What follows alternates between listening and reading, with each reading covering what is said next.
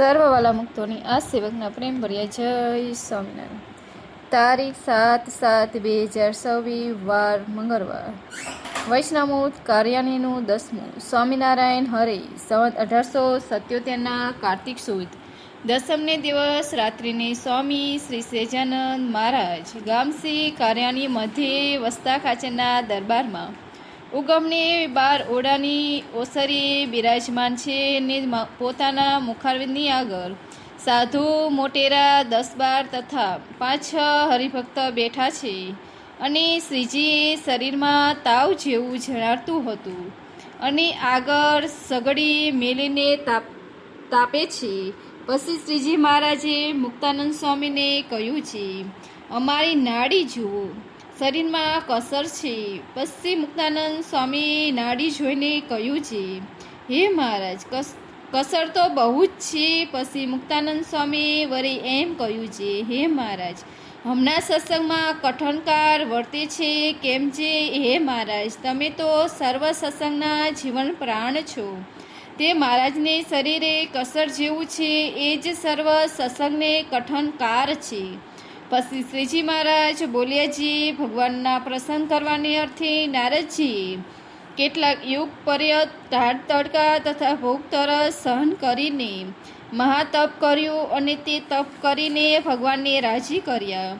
એવી રીતે જે વિવેકી હોય તે તો જાણીને પોતાના દેહ ઇન્દ્રિયોને દમીને તપ કરે છે. અને આપણે તો શરીરમાં જે કાંઈ સુખ દુઃખ વર્તું હશે તે તો શ્રી નરનારાયણની ઈચ્છાએ કરીને વર્તું હશે.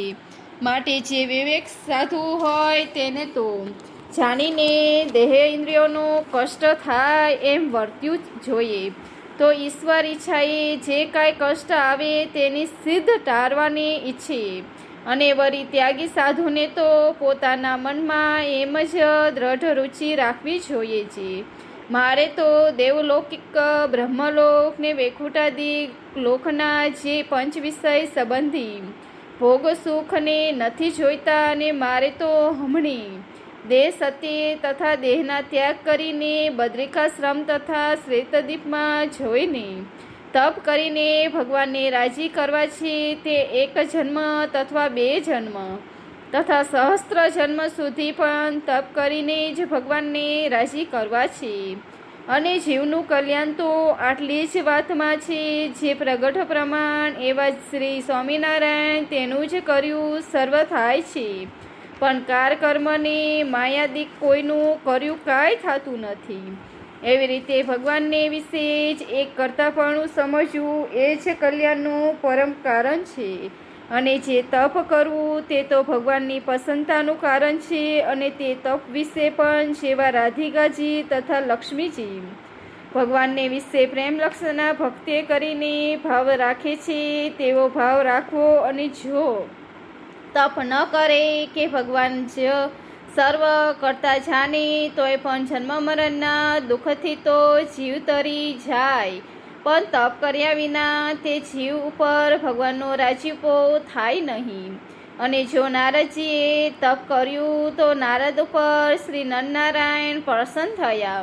અને જ્યારે તપસ્યા નારદ અત્યંત કરી ત્યારે ભગવાને એમ ધાર્યું છે, નારદજી જ્યાં હોય ત્યાંથી અમારી પાસે આવો. પછી નારદજી મેરુ પર્વત ઉપર હતા ત્યારે ઉડ્યા અને ગદામાર્દન પર્વત ઉપર આવ્યા. અને તે ગંધમાર્દન પર્વતથી ઉડ્યા તે બદ્રિકાશ્રમને વિશે શ્રી નરનારાયણ સમીપે આવીને દર્શન કરતા હતા. અને ભગવાનને પણ નારદજી ઉપર પ્રસન્ન થઈને ઘણું સુખ આપ્યું. અને જે જીવ ભગવાનને સર્વ કરતા હરતા નથી જાણતો તો તેથી બીજો કોઈ પાપી નથી. અને ગો હત્યા, બ્રહ્મ હત્યા, ગુરુ સ્ત્રીનો સંગ તથા બ્રહ્મવેતા સતગુરુનો દ્રોહ તે થકી પણ એને વધુ પાપી જાણું. કાજે ભગવાન વિના બીજો જે કામાદિક તેને એ કરતા જાણે છે. માટે જે નાસ્તિક ચંડાર હોય તેને તો સાયામાં પણ ઘણું રહેવું નહીં.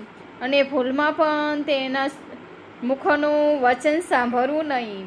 અને જે ભગવાનના ભક્ત હોય તે ભગવાનને પ્રતાપે કરીને બ્રહ્મા, શિવ, સુખજી, નારદ તે જેવા પણ થાય, અને પ્રકૃતિ પુરુષ જેવા પણ થાય, અને બ્રહ્મ તથા અક્ષર જેવા પણ થાય, તો પણ શ્રી પુરુષોત્તમ નારાયણ જેવા થવાનો તો કોઈ સમર્થ નથી. માટે જેનો સંગ કર્યો થકી તથા જે શાસ્ત્ર સાંભળવા થકી ભગવાનની ઉપાસનાનું ખંડન થઈને સ્વામી સેવક ભાવ ટરી જતો હોય, તો તે સંગનો તથા તે શાસ્ત્રનો સ્વપંચની પેઠે તત્કાળ ત્યાગ કરો. પછી મુક્તાનંદ સ્વામીએ પૂછ્યું છે, હે મહારાજ, જે ભક્ત સુંદર વસ્ત્ર તથા અલંકાર તથા નાના પ્રકારના ભોજનાદિક વસ્તુ તેને કરીને ભગવાનની સેવા કરે છે, તે પણ ભગવાનને રાજી કરવાને ઈચ્છે છે, અને તેને તો તપ કરીને જ ભગવાન રાજી થાય એમ કહો છો, તે તપ વિના એવી સેવાને કરીને રાજી કરે તેમાં શું બાધ છે? પછી શ્રીજી મહારાજ બોલ્યા છે, સારા પદાર્થ કરીને ભગવાનની ભક્તિ કરે છે, તે જો નિષ્કામ ભાવે કરીને કેવળ ભગવાનની પ્રસન્નતાને અર્થે જ કરતો હોય તો ઠીક છે, પણ જો પોતે પણ ભગવાનની પ્રસાદી જાણીને તે પદાર્થને વિશે લોભાઈને ભગવાનને પડ્યો મેલીને તે પદાર્થને વિશે પ્રીતિ કરે, તો તે પદાર્થ ભોગવતો થકો વિષયી થઈને ભ્રષ્ટ થઈ જાય છે, એ બાદ છે.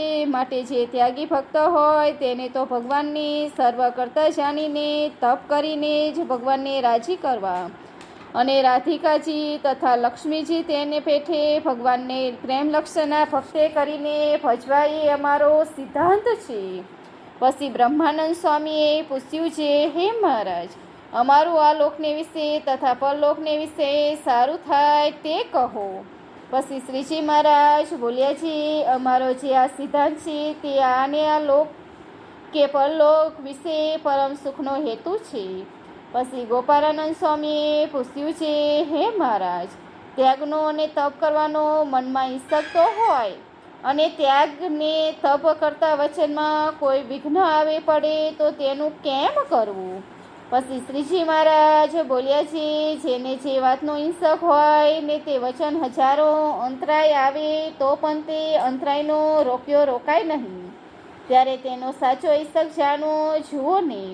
અમે 21 વર્ષ થયા શ્રી રામાનંદ સ્વામી પાસે આવ્યા છીએ. તેમના અનંત ભાત્યાના વસ્ત્ર તથા અલંકાર તથા ખાનાપાનાદિક તેને કરીને સેવાનો કરનારો આનંદ ભક્ત મર્યા છે, પણ અમારું મન કાંઈ પદાર્થમાં લોભાણું નથી. શા માટે છે?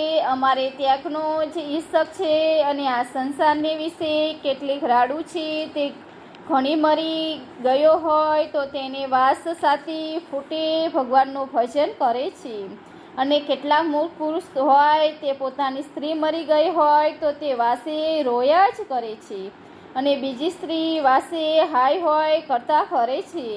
અને કેટલાક વૈરાગ્ય પુરુષ હોય તે ઘરમાં પરણી સ્ત્રી હોય તેનો ત્યાગ કરીને પરમેશ્વરનું ભજન કરે છે.